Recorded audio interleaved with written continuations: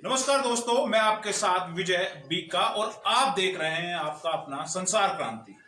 दोस्तों, अक्सर आपने लोगों को कहते सुना होगा, किसी काम को दिल से करो तो सारी कायनात उसे आपसे मिलाने में लग जाती है, और अगर उसी काम में जिद, जुनून और पागलपन डाल दो तो दोस्तों इतिहास बनता है। एक ऐसा ही इतिहास बनाया है राजस्थान अलवर की रहने वाली पद्मश्री उषा चोमर जी ने। दोस्तों, उषा चोमर जी ने मेला ढोने की प्रथा को खत्म करने में सबसे महत्वपूर्ण भूमिका निभाई। यहां हम आपको बता दें मेला ढोने की प्रथा क्या होता है। दोस्तों, पहले के समय में मानवीय अपशिष्टों को या हाथों से या सफाई करना स्वयं द्वारा मेला ढोने की प्रथा कहलाता है। दोस्तों, सुन के ही आपको घिन आती है, लेकिन उषा चोमर जी ने दिन रात लड़ाई करके इस प्रथा को समाज से खत्म करने में महत्वपूर्ण भूमिका निभाई। दोस्तों, आज संसार क्रांति की टीम उषा चोमर जी के घर आ चुकी है। हम उनसे बात करते हैं, जानते हैं उनका सफर कैसा रहा, उन्हें किन कठिनाइयों का सामना करना पड़ा। तो चलिए आपको मिलवाते हैं दोस्तों उषा चोमर जी से।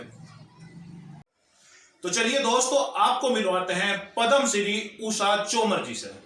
नमस्ते मैम। नमस्ते। आपका स्वागत है संसार क्रांति पर। धन्यवाद। मैम, सबसे पहले हमें आप बताएं, आपको राष्ट्रपति द्वारा पद्मश्री से सम्मानित किया गया, आप कैसा महसूस कर रहे हैं? देखिए, मुझे बहुत अच्छा लगा और खुशी हुई थी मुझे, क्योंकि एक मेला ढोने वाले के लिए राष्ट्रपति जी ने मुझे इतना बड़े पुरस्कार से सम्मानित किया, पद्मश्री से। वहां पे तमाम हस्तियां थी, प्रधानमंत्री थे, देश के गृह मंत्री थे, पद्म विभूषण पद्म भूषण सब थे। तो कैसा लगा आपको? मुझे बहुत अच्छा लग रहा था और खुशी हो रही थी, क्योंकि हर जगह के लोग वहाँ पर मुझे मिले थे। जी जी। तो मुझे बहुत अच्छा लग रहा था, क्योंकि वहाँ पर कोई साधारण आदमी तो नहीं जा सकता। जी मैम। लेकिन मैं तो बहुत ही वो थी कि मैं तो कभी जा ही नहीं सकती थी वहाँ। जी जी जी। लेकिन मुझे इतनी खुशी हो रही थी उस टाइम, मुझे राष्ट्रपति जी ने बोला कि और उषा जी कैसे हो। जी जी। तो मुझे बहुत खुशी हुई कि राष्ट्रपति जी मेरा नाम जान रहे हैं। जी जी। प्रधानमंत्री जी तो मुझे जानते ही हैं। जी जी जी। तो मुझे बहुत अच्छा लगा। तो मैम, आप हमारे दर्शकों को ये बताएं, आपका अनुभव कैसा रहा? आपने कहाँ से शुरुआत करी? आपको जब आपने ये शुरू किया मेला ढोने की प्रथा को खत्म करने का, तो किन कठिनाइयों का आपको सामना करना पड़ा? देखिए, जब मेला ढोती थी मैं, क्योंकि बचपन से ही मेला ढोने का काम सीखा जाता हम लोगों को। जी। जैसे कि ससुराल में जाते तो वही काम करने को मिलता मेला ढोने का, तो वही काम मैं भी कर रही थी।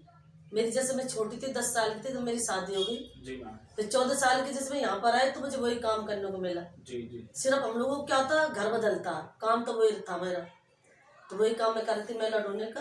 तो आपके साथ कोई ऐसा वाक्य हुआ या कोई ऐसी घटना हुई कि आपको लगा कि मेला ढोने की प्रथा समाज से खत्म होना बहुत जरूरी है? देखिए, क्या ये जब मैं कर रही थी काम, जब तो इतना वो नहीं था, क्योंकि वो लोग ऐसा उनका व्यवहार था। गर्मियों के टाइम में आपको पता बहुत ज्यादा पानी की प्यास लगती जी है। मैम।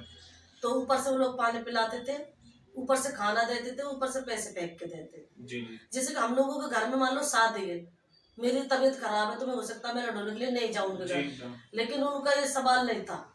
वो कहते नहीं, हमारे घर आओ, आपको आना ही आना है। आना ही आना। चाहे देखो हम बीमार होते तो कैसे आदमी जाएगा बीमार होकर। जी जी। और अपने घर में शादी तो खुशी का माहौल होता, तो मन करता है कि नहीं जाऊं, लेकिन वो हमारे घर ही आते थे बुलाने के लिए कि हमारे घर में मच्छर है, मक्खियां, बच्चे बीमार हो जाएंगे। जी जी। और हमारे किसी को भेजो आप। तो उस टाइम मुझे बहुत बुरा लगता था, लेकिन क्या करे, बस मजबूरी थी। तो आपने अपने सफर की शुरुआत कहाँ से करी मैम? देखिए, 2003 में डॉक्टर पाठक जी आए, जो सुलभ इंटरनेशनल सोशल सर्विस के जी, संस्थापक है वो। जी। उन्होंने हमसे पूछा अलवर में, अपने महल चौक यहाँ पर आए थे। जी मैम।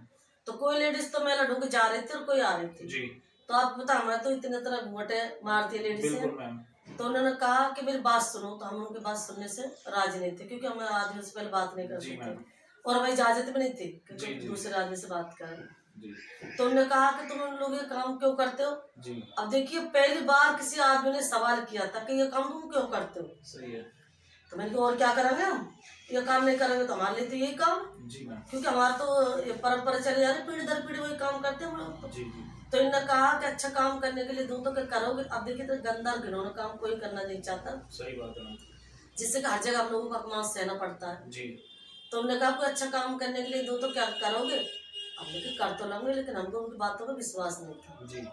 क्योंकि हमने सोचा भाई क्या पता है कोई नेता वेता आया होगा जी, और ऐसे कह के चला जाएगा। नेता तो बहुत बात करते हैं। हाँ, वो कहते जैसे कहते हैं सड़क बनवाएंगे, पानी जी, व्यवस्था जी। करेंगे, लाइट लगाएंगे, तो जी। उस तरह हमको विश्वास नहीं था। जी। तो मैंने कहा सर, जहाँ रहते हैं आप वहाँ चलिए। हमको सर की भी पता नहीं था, सर किससे कहते हैं पहले। जी। मैंने कहा बाबा, मोहल्ला में चली गया हजूरी गेट में, तो यहाँ पर आए।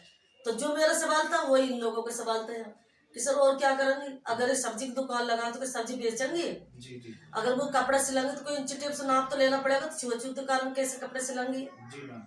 तो फिर उन्होंने कहा चलो हम बनाना चाहते दिल्ली। अब दिल्ली हमको ऐसा लग रहा था उस टाइम अमेरिका, क्योंकि हम दिल्ली नहीं गए थे पहले। तो मैम जिस समय आपने शुरुआत की, आप बता रहे 2003 में, उस समय महिलाओं को इतनी आजादी नहीं थी कहीं बाहर आने जाने की, उनके घर से भी उन्हें नहीं निकलना दिया जाता था। तो इससे आपने कैसे डील करी, कैसे समझौता कि आपने घर वालों को कैसे समझाया कि ये काम करना आपके लिए बहुत जरूरी है? देखिए मेरी सास ने तो बिल्कुल मना बोल दिया था जी कि बिल्कुल नहीं जाएगी, ये काम आता दिल्ली विल्ली बुला रहे तुमको और यही काम करना, तुम लोगों को कोई काम नहीं, क्योंकि मेरा 80-90 साल में से कोई नहीं आया। जी जी तो मेरे पति अच्छे है, उन्हें काम ना छूटे तो ना से दिल्ली तो देख ही आएंगे। सही है सही है। अब देखिए दिल्ली के चक्कर में गए थे सुलम में, जी तो वहाँ पर मुझे इतना अच्छा हम लोगों को इज्जत और सम्मान मिला था, चादर फूलों की माला सब लोगों को स्वागत किया था। जब हम यहाँ लौट के आए तो 3 दिन के बाद मैं गई उनके घर मेला ढूंढने के लिए, तो वो कहने लगे कि 2-3 दिन के लिए खाए थे।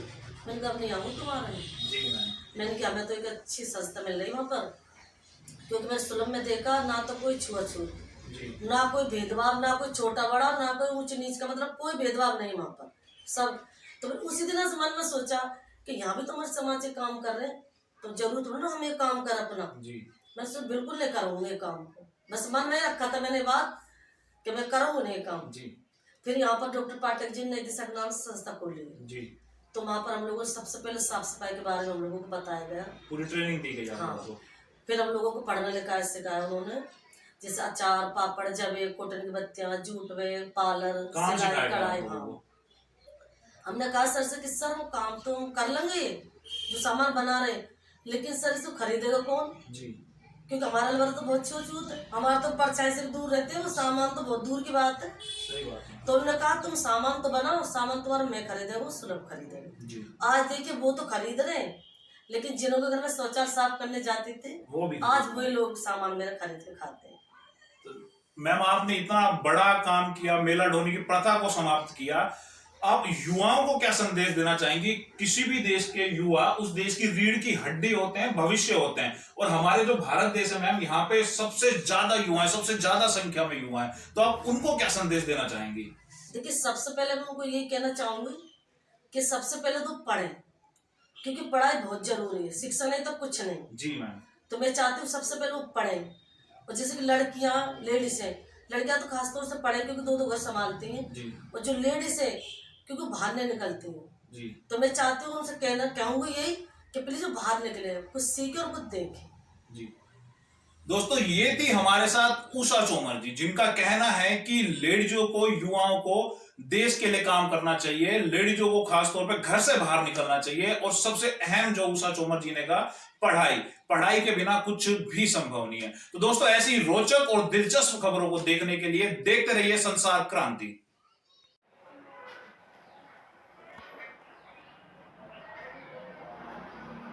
मैडम बुलाएंगे क्यों नहीं, काम भी तो इतना बड़ा किया आपने। देखिए पहले मैं भी यही सोचती थी, बताऊँ क्या सोचती थी कि हम लोगों को सिर्फ काम मेला ढोने का। अरे मैं अब कहती हूँ कि हमारे वहां तक तुड़ने